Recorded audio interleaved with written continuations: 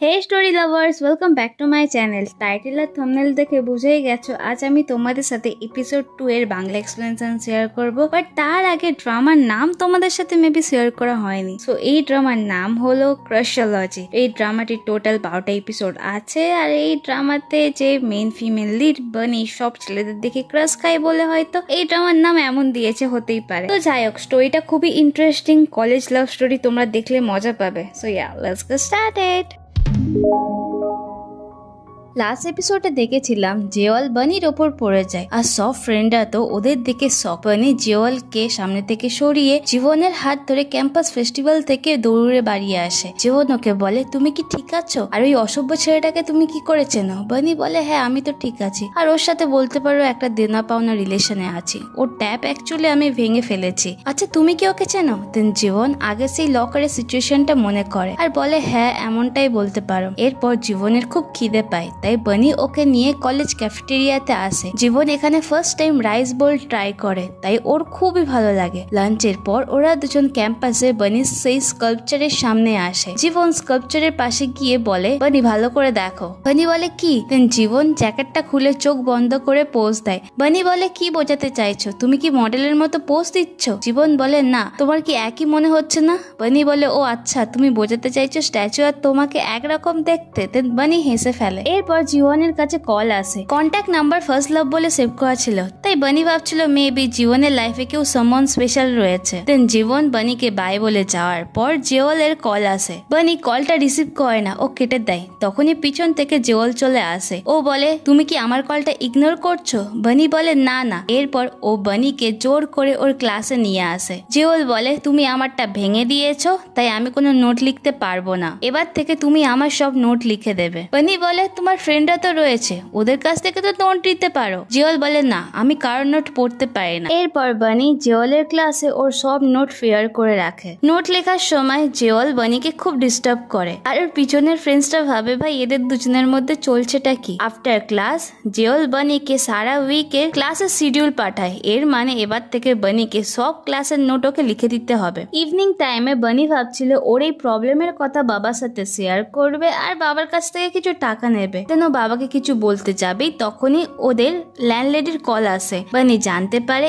এই মাসে ওর বাবাকে রেন্ট পে করতে হবে, তাই বাবার সমস্যার কথা ভেবে নিজের সমস্যার কথা আর বলে না। এরপর বানি ভাবছিল যে এবারও কি করবে। তখনই অনলাইনে পার্ট টাইম জব সার্চ করে, যেখানে ও দেখে ওরই আইডল জের আর্ট এক্সিবিশনে পার্ট টাইম জবের ভ্যাকেন্সি আছে। তো নেক্সট ডেতে বানি যে এক্সিবিশনে as a part time job করে। বানি এই এক্সিবিশনে একটা আর্ট দেখছিল, তখনই একটা গুড লুকিং ছেলে ওর সাথে কথা বলতে আসে। বানি ওকে দেখে আবার ক্রাশ খায়, আর সত্যি ছেলেটাকে দেখতে খুবই কিউট ছিল। বানি তো ওকে দেখে জাস্ট স্ট্যাচু হয়ে যায় আর বলে, একে দেখার পর আমি নিঃশ্বাস কেন নিতে পারছি না। তো তোমাদের কারোর সাথে এরকম যদি হয়ে থাকে আমাকে প্লিজ কমেন্টে জানাও। ওই ছেলেটা বানিকে বলে, আমি কি এই আর্টটার ফটো তুলতে পারবো? বানি বলে, হ্যাঁ। ছেলেটা ফটো তোলে। বানি ওকে বলে, তুমি পাশের আর্টটার ফটো তুলতে পারো, আমার মনে হয় এটার থেকে পাশের আর্টটা বেশি বেটার। এরপর বানি ওই আর্টটার ব্যাপারে ডেসক্রাইব করতে থাকে যে আর্টিস্ট কি ভেবে বা কিভাবে এই আর্টটা বানিয়েছে। বানি জানায় যে আর্টিস্ট এই আর্টটা বানিয়েছে,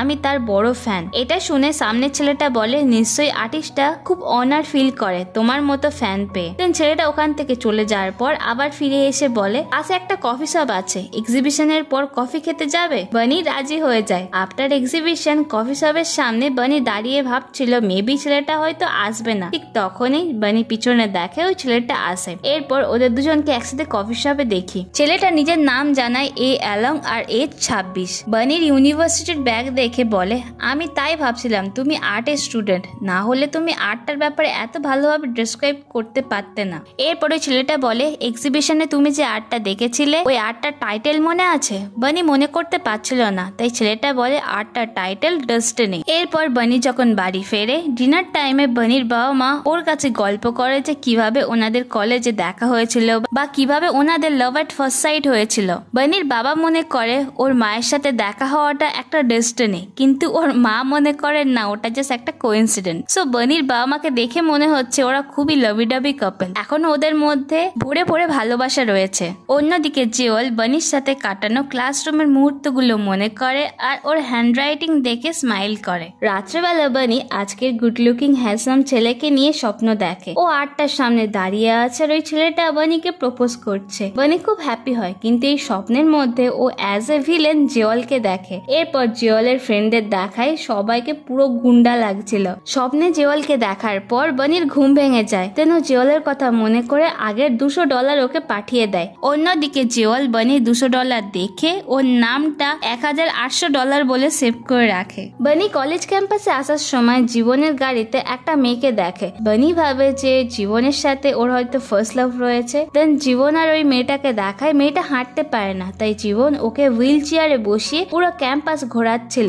মেয়েটা বলে আমি জল খাবো, তাই জীবন ওকে ওখানে রেখে ও জল আনতে যায়। তেন ওই মেয়েটা কিছু সিঙ্গারদের দেখে ওদের দিকেই যাচ্ছিল, তখনই ও কাদাতে পড়ে যায়। ঠিক ওই সময় বানি এসে ওকে কোলে করে চাগিয়ে আবার হুইল চেয়ারে বসায়। বানির জামা প্যান্ট পুরো নোংরা হয়ে গেছিল। দেন ওখানে জীবন আসে। এরপর ও জানতে পারে এটা আসলে জীবনের বোন, আর জীবনের বোনই নিজের নাম ফার্স্ট লাভ বলে ও দাদার ফোনে সেভ করে রেখেছে। ক্যাম্পাসে বানি হাড়ডঙ্গা চুনসিককে দেখে জিওলের সামনে নীল ডাউন করে আছে, তাই ও ভাবে এখন হয়তো ওদের সামনে যাওয়াটা ঠিক হবে না। তাই ও গুটি গুটি পায়ে ওখান থেকে যখন চলে যাচ্ছিল, জিওল ওকে নোটিস করে। ওর কাছে গিয়ে বলে তুমি কি নোট লেখার ভয়ে আমার থেকে দূরে পালাচ্ছ? বানি বলে না না, আচ্ছা সকালে আমি তোমাকে $200 পাঠিয়েছি, তুমি কি দেখেছো? জিওল বলে তুমি তো জাস্ট 10-এর 1 ভাগ পাঠিয়েছো। বানি বলে আচ্ছা ঠিক আছে, আমি তোমাকে বাকি টাকাটাও দিয়ে দেবো। এরপর জিওল নোটিস করে বানির গায়ে পুরো কাদা ভর্তি, তাই ও নিজের শার্টটা খুলে বানির গায়ে দেওয়ার চেষ্টা করে। বানি নিচু হয়ে যায়, তো জিওল দিতে পারে না। দেন জিওল আবার ট্রাই করে, বানি সরে যায়। দেন বানি ওকে বলে আমি ঠিক আছে, আর তোমার জামা নোংরা হয়ে গেলে আবার তুমি বলবে পে করতে।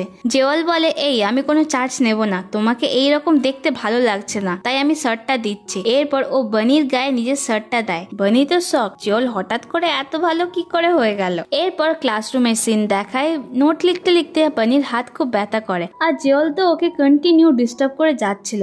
একটা টাইমে জিওল যখন একটু ঘুমিয়ে পড়ে ক্লাসের মধ্যে, বানি ওকে ভালো করে দেখে। এর আগে এত ক্লোজ ভাবে বানি ওকে দেখেনি। বানি ওকে দেখতে দেখতে কিছুক্ষণের জন্য জাস্ট হারিয়ে যায়। আফটার ক্লাস বানি ক্লাসরুম থেকে বেরিয়ে যাওয়ার পর জিওল দেখে বানি নোটে খুব সুন্দর ড্রয়িং করেছে। ইভিনিং এর সময় বানির সাথে বুবির দেখা হয়। বুবির হাতে প্লাস্টার দেখে বানি ভাবছিল হয়তো বুবির হাত ভেঙে গেছে। দেন বুবি বলে এটা আমি ড্রামা ক্লাসের জন্য পড়েছি। দেন ওয়াশরুমে যাবে বলে প্লাস্টারটা বানির হাতে দেয়। বানি ওটা পরে দেখছিল যে কেমন লাগে। তখনই জিওল ওকে দেখে ফেলে। ও ভাবছিল বানির হাত ভেঙে গেছে। জিওল বলে তুমি কি ঠিক আছো? এবার তো তুমি আর নোটস লিখতে পারবে না। নোটস এর কথা শুনেই বানি ওর মিসআন্ডারস্ট্যান্ডিং আর ক্লিয়ার করে না। ও আর একটু নাটক করে বোঝানোর চেষ্টা করে যে হ্যাঁ সত্যি ওর হাত ভেঙে গেছে। নেক্সট সিনে কলেজ ক্যাম্পাসে ওয়াল পেন্টিং এর সময় বানি এক হাত দিয়ে পেন্ট করার চেষ্টা করছিল, তাই জিওল ওকে কোনো পেন্ট করতে দেয় না। বানি বারবার চেষ্টা করলেও জিওল ওকে এক জায়গায় চুপ করে বসিয়ে দেয়। এরপর জিওল বানির কাজগুলো ও নিজে করে। বানির জিওলকে দেখে একটু খারাপ লাগছিল।